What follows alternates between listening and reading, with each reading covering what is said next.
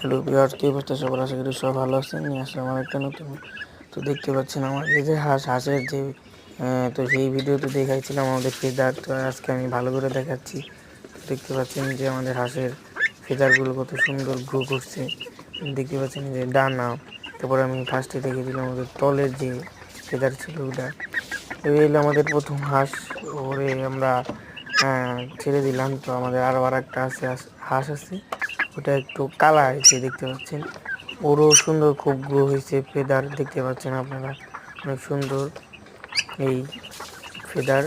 এই যে হচ্ছে তাদের পাখের যে ফেদারটা। তো মোটামুটি ওরা ভালোই, ওদের যে বাচ্চার ডাক থেকে ওরা যে বড় হলে যে ডাকটা দেয়, ওরা সে ডাকে মানে বর্তমানে সে ডাকগুলি দেয় এখন। আমি ওদের মশারির তলে দিয়ে দিলাম যেন সেফ থাকে, এর জন্য আমি এই পদ্ধতিটা ব্যবহার করি। এই দেখতে পাচ্ছেন, এভাবে পারলে হাঁসগুলো বড় হয়। তো ধন্যবাদ, সাবস্ক্রাইব করবেন।